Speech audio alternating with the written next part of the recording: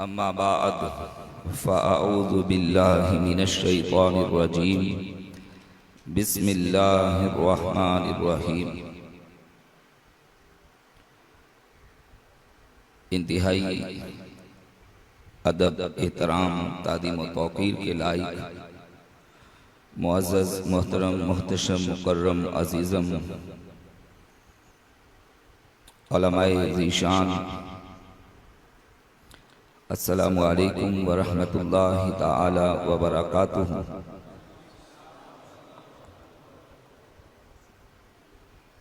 सबसे पहले मैं अल्लाह रब्बुल इज़्ज़त व जल्ल शानहू का शुक्र अदा करते हुए और अपने करीम आका ताजदार ख़त्म नबूवत सल्लल्लाहु अलैहि वसल्लम की बाबरकत ज़ात पर दुरूद व सलाम भेजते हुए भाई मोहम्मद फ़हीम कादरी को और इनकी पूरी टीम को मुबारकबाद पेश करता हूँ, क्योंकि ये उलमा कन्वेंशन कोई आसान काम नहीं है। ये इनकी मुसलसल कई रोज़ की मेहनत है कि एक एक शख्सियत के पास जाकर बड़ी मोहब्बत के साथ, अकीदत के साथ इन्होंने दावत पेश की और उनकी तरफ से भी इंतहाई शफ़क़तें, इनायत इन पर हुई कि उन्होंने मुअज़्ज़ज़ उलमा इकराम ने इनकी दावत को कबूल फरमाया और आज इस अज़ीमुश्शान इज्तिमा में सब जमा हुए। ये मैंने जुमले कलिमात इसलिए भी अदा किए कि फ़हीम सुन्नी ये कोई आलिम दीन नहीं है, एक गैर आलिम होकर इन्होंने कोशिश की, अल्लाह ने इनकी भी मदद फरमाई। और अगर हमारे उलमा इकराम इस तरह कोशिश काविश करना चाहें तो ये आज का इज्तिमा साबित करता है कि अगर हम इखलास के साथ कोशिश करेंगे तो अल्लाह ताला इस राह में हमारी मदद फरमाएगा। ये फितनों का दौर है जो हदीसे तय्यबा में अभी आपके सामने पढ़ूंगा। मैं वक्तन फ़वक्तन शहर कराची में और इससे बाहर भी इस हदीस शरीफ को बयान करता हूँ, क्योंकि ये हदीस तय्यबा दौर हादिर से बहुत मुताबिकत रखती है, क्योंकि आज का दौर ये फितनों का दौर है। इस हदीस के रावी हज़रत सैयदना सौबान रज़ियल्लाहु ताला अन्हु हैं। वो फरमाते हैं कि हुजूर अलैहिस्सलातु वस्सलाम ने इरशाद फरमाया, अन करीब मुसलमानों पर एक ऐसा वक्त आया चाहता है कि तमाम इस्लाम दुश्मन कुव्वतें मिलकर मुसलमानों पर हमला आवर होंगी। आप करीम आका की उस अज़ीमुश्शान इज्तिमा में साइल ने सवाल ये कर दिया कि हुजूर ये इरशाद फरमाइए कि क्या उस वक्त मुसलमानों की तादाद किल्लत में होगी, कम होगी, क्या ये इस बिना पर होगा? आपने फरमाया कि नहीं, मुसलमानों की तादाद कम ना होगी और इन इस्लाम दुश्मन कुव्वतों का आपस में जमा होने का अंदाज ये होगा। मफहूम अर्ज करते हुए आगे बढ़ रहा हूँ कि फुलां तुम भी आ जाओ, तुम भी आ जाओ, तुम भी आ जाओ, तुम भी आ जाओ।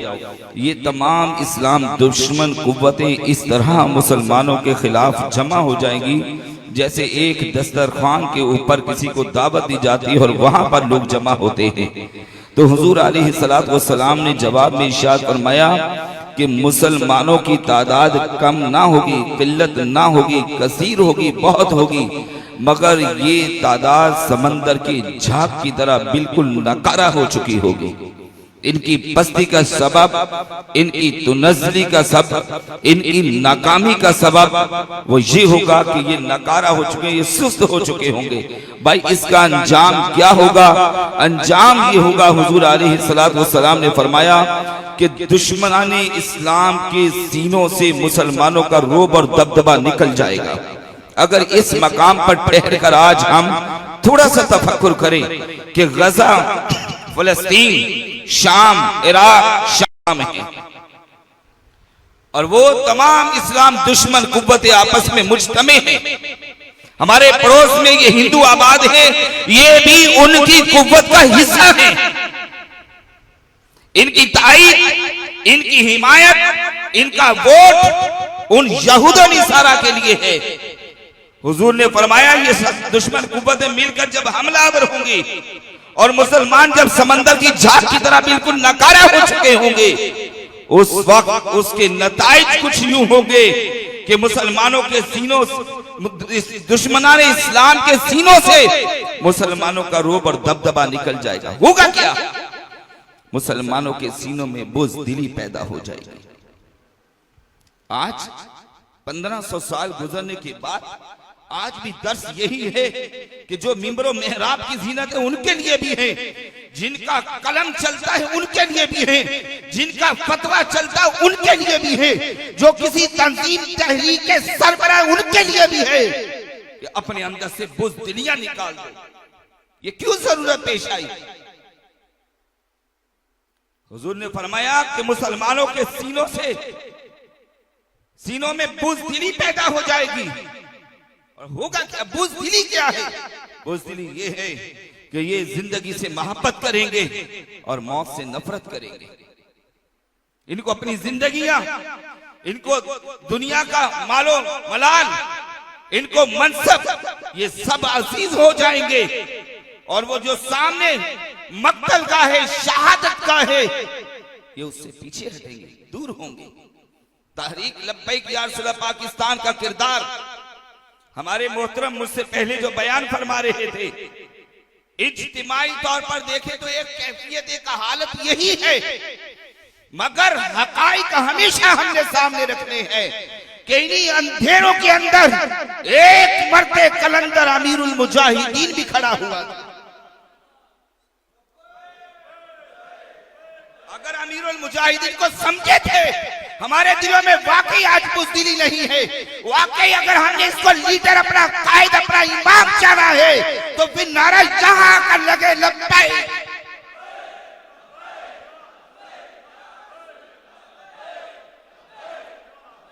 तारिक जमील के बयानात की कोई हैसियत नहीं है। जब तुम मवासरा अमीरुल मुजाहिदीन के साथ करवाओगे, खुदा की कसम फतह जो है, गलबा जो है, वो अमीरुल मुजाहिदीन की ललकार का है। लब्बैक।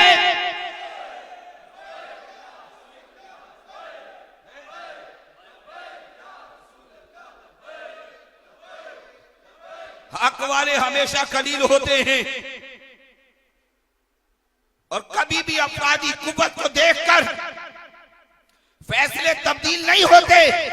अगर हम हुसैन को देखेंगे तो सामने तो हजारों लाखों का लश्कर है, मगर यहां पर हक वाले जो है वो मुट्ठी भर है, मगर वो गालिब है। बात यह कि इन्हीं अंधेरों में अमीरुल मुजाहिदीन रहमतुल्लाहि तआला अलैहि खड़े हुए, कौम को सियासी शाऊर दिया। वो सियासी शाऊर जो अमीरुल मुजाहिदीन ने दिया, क्या वो हमारे लिए पिक्चर, हमारे लिए तस्वीर, हमारे लिए दर्स, हमारे लिए पैगाम, हमारे लिए काम करने के मौक़ों के एतबार से काफी नहीं है दौरे हाजिर में? क्या वो बिक गया था, वो झुक गया था, वो डर गया था? उसके दौर में भी माइक, लाउड स्पीकर के ऊपर पाबंदियां लगाई थी। क्या रहमतुल लिल आलमीन मरकज के ऊपर पाबंदी लगी रह गई थी? उनके तारीख लब्बैक के दौर के अंदर कादी फाइज ईसा जैसे लोग आए, उन्होंने फैसले किए। क्या उनके फैसले को एक्सेप्ट कर लिया गया? क्या उनके फैसले गालिब आए हमारे ऊपर? ये माजी करीब चंद दिन पहले एक जज आया, क्या उसका फैसला बरकरार रह गया? उन्होंने नामूस रिसालत के ऊपर लोगों ने हमले किए। क्या उस दौर की जो नून लीग की हुकूमत है, जो उसके पीछे जो भी है ऊपर तक के लोग, क्या वो अपने नापाक अज़ाइम में कामयाब हो गए? मिसाल एक नहीं है, मिसाल हजारों है। अगर मैं इसका खुलासा करूं तो ये दौर अहले सुन्नत व जमात का है, ये दौर आपका दौर है। मगर अगर आप अपने स्टेटस को पहचाने, अपने आप को जाने कि अल्लाह ने अहले सुन्नत को क्या मर्तबा और मकाम, क्या इज्जत और वकार अता किया है, अगर हम समझ ले कि अहले सुन्नत को क्या लीडरशिप अल्लाह पाक ने अता फरमाई है, ये किसी देवबंदी को नहीं मिली, ये किसी वहाबी को पाकिस्तान में नहीं मिली, ये किसी शिया को नहीं मिली, ये किसी दुश्मन साहबा को नहीं मिली पाकिस्तान में, और किसी गुस्ताख रसूल को तक तसव्वुर भी नहीं किया जा सकता। बातें करें तो बात बहुत दूर तक निकलेगी। बात यह है कि जो मिंबर व मेहराब की मेरी जिम्मेदारी है, हम हजरत अल्लामा मुफ्ती नईमुद्दीन मुराद आबादी रहमतुल्लाह अलैह को पढ़ते भी हैं, सुनते भी हैं, सुनाते भी हैं। हमें किताबों से उनका दर्स मिलता है, हम जानते भी हैं, मानते भी, उनसे मोहब्बत और अकीदत भी रखते हैं। मगर वो फरमाते को कैसा शख्स है कि जब वक्त इस्लाम के बारे में बोलने में आया वो गूंगा हो गया। हर खतीब, आप तो माशाल्लाह बैठे अहले सुन्नत की जुर्मट में, मैं कहता हूं जो मुदाहनत से काम ले, जो काहली से काम ले, जो बुज़दिली से काम ले, वो है मेरा टारगेट, मेरी मुराद वो है कि जब बोलने का वक्त आया तो वो मिंबरे रसूल पर बोल न सका, जब कलम के साथ लिखने का वक्त आया उसका कलम न चल सका, जब फतवा देने का वक्त आया तो वो फतवा ना दे सका। वो फिर भी इस तहकीक में है कि ये मन सब्बा नबीयन फक्र कोई हदीस है या नहीं है, ये ज़ईफ है या वाकई दुरुस्त है, इसे लिया जाए, बयान किया जाए या ना किया जाए। जो इस मुदाहनत का शिकार हो जाए, क्या उससे तवक्कुर उम्मीद रखोगे कि कभी वो भी इस्लाम के परचम को बुलंद करेगा, वो भी कभी नामूस रिसालत की बात करेगा, वो भी कभी पाकिस्तान में निजाम मुस्तफा की निफाज की बात करेगा। और सुनो, जिस पर जब वक्त आए वो कहे तहरीक लब्बैक वालों का क्या गुनाह है, वो कहे मेरा तहरीक लब्बैक से कोई ताल्लुक नहीं है। मेरा सवाल ये है कि बताओ ये भी शख्स आशिक़ रसूल है या नहीं? भाई तहरीक ने हुजूर की खत्मे नबूवत पर फैजाबाद में पहरा दिया, ये चराग भी जला, ये जुगनू ने जो रोशन भी किया, और ये दुनिया ने भी देखा कि जब तहरीक खत्मे नबूवत पर पहरा दे रही अमीरुल मुजाहिदीन के क़यादत में, फिर कोई उस वक्त खड़ा होकर के ये कहे या बंद कमरे से अपना कोई तहरीर या तकरीरी पैगाम जारी कर दे कि मेरा तहरीक लब्बैक या रसूल पाकिस्तान से कोई ताल्लुक नहीं है। जब तहरीक ने कॉल दी और पूरे पाकिस्तान में अहले सुन्नत की कौम सड़कों पर आ गई, फिर जिनकी जिम्मेदारी थी, जिनके कांधों पे जिम्मेदारियां थी, वो आवाज ना उठाए, गूंगे बन जाएं। इससे क्या तवक्को रखोगे कि ये भी कभी पाकिस्तान में निजाम मुस्तफा के लिए कोशिश करेगा? पाकिस्तान में जिसने भी निजाम मुस्तफा के लिए कोशिश की उसे सताया गया। शाह साहब तशरीफ फरमाए हैं, इनके बड़ों की बात इन्हीं की जुबानी सुन लेना कि हजरत किबला अल्लामा सैयद शाह सुराबुल हक कादरी रहमतुल्लाहि तआला को, हजरत अल्लामा अब्दुल मुस्तफा अल अज़हरी रहमतुल्लाहि तआला को, अल्लामा अब्दुल सत्तार खान नियाज़ी रहमतुल्लाहि तआला को, और शाह इमाम नूरानी रहमतुल्लाहि तआला को, हमारे दीगर तमाम अकाबिरीन को इन राहों में कितना सताया गया। क्या 1 इंच पीछे आ गया? कॉम्प्रोमाइज कर लिया? कॉम्प्रोमाइज करते तो ये खत्म नबूवत का कानून, ये कादियानियों को काफिर करार देने वाला कानून कभी भी पाकिस्तान में पास ना होता। बस आज के इज्तिमा में हम सब की यही मरना तो है, इज्जत और वकार के साथ मरे।